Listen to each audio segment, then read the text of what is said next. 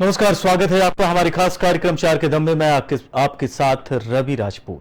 आज चार बड़ी खबरों पर हम चर्चा करेंगे और चार बड़ी खबरों जो आज दिन भर चर्चा की विषय बनी रही, उन पर हम आपको एक एक डिटेल्स बताने की पूरी कोशिश करेंगे।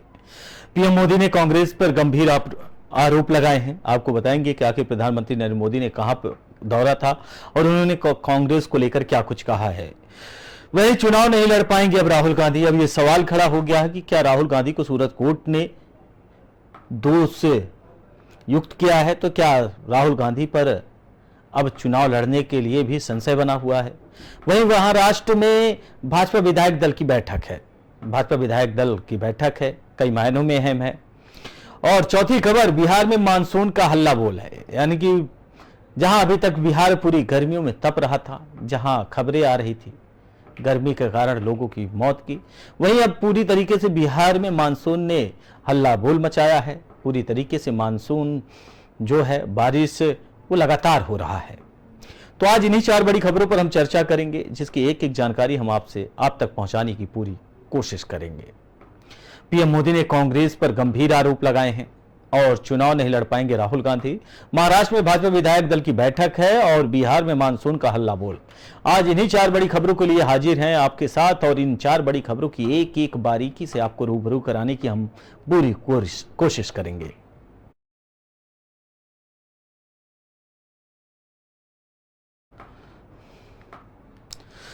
बढ़ते हैं पहली खबर की ओर, जहां प्रधानमंत्री नरेंद्र मोदी आज 10:45 पर रायपुर पहुंचे और साइंस कॉलेज ग्राउंड से 7,000 करोड़ रुपए की योजनाओं का उद्घाटन और शिलान्यास किया। प्रधानमंत्री के साथ मंच पर राज्य के मुख्यमंत्री भूपेश बघेल, केंद्रीय मंत्री नितिन गडकरी, मनसुख मंडाविया भी मौजूद थे। इस बीच पीएम मोदी ने बिलासपुर में बस हादसे में भाजपा के 3 कार्यकर्ताओं के निधन पर श्रद्धांजलि भी दी। प्रधानमंत्री ने सभा को संबोधित करते हुए कहा कि आज जिस दिन आयोजनों का उद्घाटन शिलान्यास किया गया है, उससे छत्तीसगढ़ की विकास यात्रा और बेहतर होगी। प्रधानमंत्री ने इसके बाद साइंस कॉलेज ग्राउंड में ही भाजपा की विजय संकल्प रैली को संबोधित किया।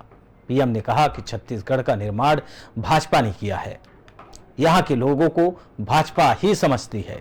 पिछले चुनाव में कांग्रेस पार्टी ने गंगा जी की झूठी कसम खाई, शराबबंदी समेत 36 वादे किए, लेकिन वादे पूरे नहीं किए, बल्कि 1,000 करोड़ का शराब घोटाला कर दिया। छत्तीसगढ़ की कांग्रेस सरकार भ्रष्टाचार और कुशासन का मॉडल है।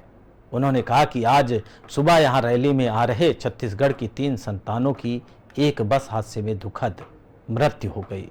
इस हादसे में कुछ लोग जख्मी भी हुए हैं। जिनका निधन हुआ है, मैं उन्हें श्रद्धांजलि अर्पित करता हूं और जो लोग जख्मी हुए हैं उनके इलाज में भी हर संभव मदद की जा रही है। ये प्रधानमंत्री नरेंद्र मोदी छत्तीसगढ़ के रायपुर पहुंचने के बाद जनता को संबोधित करते हुए उन्होंने वहीं कांग्रेस सरकार को भी उन्होंने आड़े हाथों लिया। कह शराबबंदी को लेकर कांग्रेस सरकार अपने मैनिफेस्टो में शामिल की थी कि छत्तीसगढ़ में हमारी सरकार आएगी तो शराबबंदी होगी लेकिन यहां तो घोटाला हो रहा है।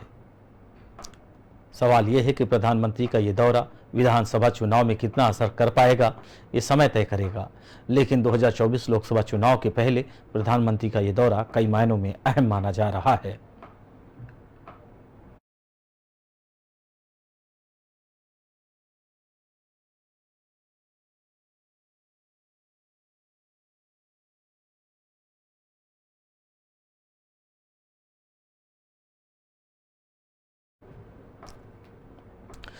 बढ़ते हैं अगली खबर की ओर, जहां कांग्रेस के पूर्व अध्यक्ष राहुल गांधी को मोदी सरनेम को लेकर मानहानि केस में गुजरात हाई कोर्ट से बड़ी झटका मिला है।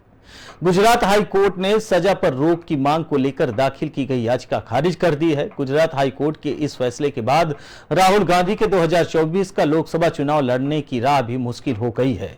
गुजरात हाई कोर्ट के इस फैसले के बाद राहुल गांधी क्या 2024 का लोकसभा चुनाव लड़ पाएंगे? गुजरात हाई कोर्ट के फैसले के बाद राहुल गांधी के लिए 2024 का चुनाव लड़ने की राह और मुश्किल हो गई है। हाई कोर्ट के फैसले के बाद राहुल के पास अभी सुप्रीम कोर्ट जाने का विकल्प है। अगर सुप्रीम कोर्ट मोदी सरनेम पर टिप्पणी को लेकर मानहानि केस में राहुल गांधी को दोषी ठहराने सुनाई गई सजा के निचली अदालत के फैसले पर रोक लगा देता है, तब वे 2024 का चुनाव लड़ सकते हैं। गुजरात हाई कोर्ट ने राहुल गांधी की याचिका करते हुए कहा कि अस्तित्वहीन आधार पर राहत पाने की कोशिश कर रहे हैं। निचली अदालत की ओर से सुनाई गई सजा पर रोक लगाना कोई नियम नहीं है। यह बस एक अपवाद है जिसका सहारा रेयर केस में लिया जाना चाहिए। गुजरात हाई कोर्ट के वीर सावरकर के पोते की ओर से दर्ज कराए गए मामले का भी जिक्र किया गया और कहा कि याचिकाकर्ता के खिलाफ करीब 10 आपराधिक मामले दर्ज हैं। सजा पर रोक नहीं लगी तो यह राहुल के साथ अन्याय नहीं होगा। उनकी ओर से दोषी करार दिए जाने पर रोक के लिए कोई उचित आधार नहीं दिया गया है। वहीं गुजरात हाई कोर्ट ने अपने फैसले में निचली अदालत के फैसले को सही ठहराया है। हाई कोर्ट ने राहुल गांधी को सुनाई गई 2 साल की सजा पर रोक लगाने से इनकार कर दिया है। राहुल के लिए ये राजनीतिक के लिहाज से भी काफी बड़ा झटका माना जा रहा है। गुजरात हाई कोर्ट अगर निचली अदालत के फैसले पर रोक लगा देता तो कांग्रेस के पूर्व अध्यक्ष का 2024 के चुनाव मैदान में उतरने का रास्ता साफ हो जाता। कांग्रेस राहुल की संसद सदस्यता बहाल करने की मांग को लेकर नई लड़ाई भी छेड़ सकती थी, लेकिन ऐसा हुआ नहीं। गुजरात हाई कोर्ट के सजा पर रोक लगाने से इनकार करने के बाद अब राहुल गांधी के डिवीजन बेंच में अपील करने का विकल्प है। राहुल गुजरात हाई कोर्ट के सिंगल जज की बेंच के फैसले को डिवीजन बेंच में चुनौती दे सकते हैं। राहुल के लिए अब सीधे सुप्रीम कोर्ट में अपील का भी रास्ता खुला हुआ है।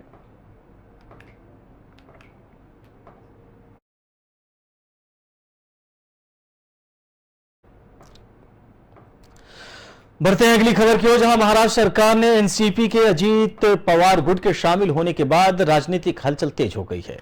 बदलाव के बीच शुक्रवार को मुंबई में बीजेपी के विधायक दल की बैठक बुलाई गई। इस अहम बैठक में सभी विधायकों और विधान पार्षदों को शामिल होने के लिए कहा गया। माना जा रहा है कि जल्द ही महाराष्ट्र कैबिनेट का विस्तार किया जाएगा।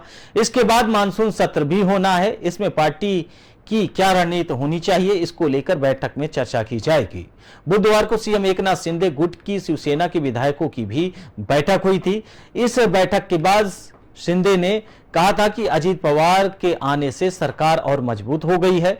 अब गठबंधन में विधायकों की संख्या 200 से अधिक हो गई है, इसलिए अब सरकार और मजबूत के साथ काम करेगी।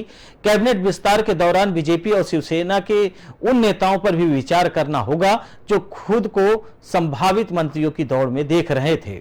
अजीत पवार गुट की एनसीपी के सरकार में शामिल होने पर उनकी आस धूमिल होती दिख रही है।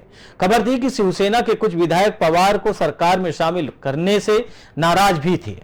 उन्होंने अपनी नाराजगी शिंदे को जाहिर भी की। कैबिनेट विस्तार को लेकर अजीत पवार अपने गुट के नेताओं के साथ डिप्टी सीएम देवेंद्र फडणवीस से भी मुलाकात कर चुके हैं। उनके साथ एनसीपी के 8 और विधायकों ने मंत्री के रूप में शपथ ली है। किसे कौन सा मंत्रालय दिया जाएगा, अभी इस पर निर्णय होना है। डिप्टी सीएम अजीत पवार को कोई बड़ा विभाग दिया जा सकता है। फिलहाल वित्त और गृह विभाग जैसे अहम मंत्रालय की जिम्मेदारी डिप्टी सीएम देवेंद्र फडणवीस के पास है। तो इसके अलावा कौन से विभाग बचते हैं जिसकी जिम्मेदारी अजीत पवार को दी जा सकती है।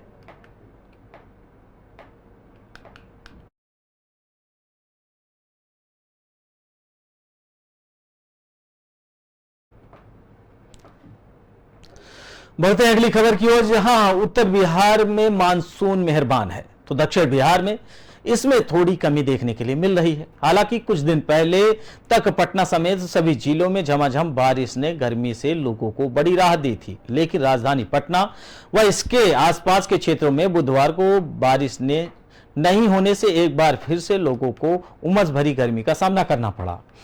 उधर मौसम विभाग के मुताबिक 11 जुलाई से बिहार में एक बार फिर से झमाझम बारिश होने की संभावना है। मौसम विज्ञान विभाग केंद्र पटना के वैज्ञानिक सौरभ कुमार ने बताया कि चक्रवाती परिसंचरण समुद्र तल से औसत 3.1 किलोमीटर ऊपर मध्य उत्तर प्रदेश में स्थित है। इसके प्रभाव से अगले 24 घंटे के दौरान प्रदेश के उत्तर मध्य, दक्षिण पश्चिम और दक्षिण मध्य भाग के जिलों के कुछ स्थानों पर शेष बारिश होने की संभावना जताई गई है। आपको बता दें, पूर्वानुमान के मुताबिक मानसून सक्रिय होने से बारिश में कुछ तेजी आ सकती है। वहीं 24 घंटों के दौरान 9 जिलों में भारी वर्षा की चेतावनी जारी की गई है। वहीं 6 जुलाई को कई जिलों में भारी बारिश की उम्मीद जताई जा रही थी। बता दें कि प्रदेश की राजधानी पटना समेत इसके आसपास के इलाकों में आंशिक बादल छाए रहने के साथ कुछ स्थानों पर हल्की बूंदाबांदी हुई है। वहीं मानसून सक्रिय होने से बारिश में तेजी आई है। अगले 24 घंटे के दौरान सीतामढ़ी, शिवहर और मधुबनी, सुपौल, अररिया, किशनगंज, दरभंगा, जमुई व बांका में भारी वर्षा होने की संभावना है। बीते 24 घंटे के दौरान पटना समेत 13 शहरों के अधिकतम तापमान में आंशिक गिरावट दर्ज की गई है। वहीं 35.7 डिग्री सेल्सियस के साथ नवादा सर्वाधिक अधिकतम तापमान वाला जिला बना, जबकि पटना का अधिकतम तापमान 33.9 डिग्री सेल्सियस दर्ज किया गया। इसके अलावा गया का 34.3, भागलपुर में 35.1, मुजफ्फरपुर में 31.2, दरभंगा में 29.6 और औरंगा में 34.1 डिग्री तापमान रिकॉर्ड किया गया।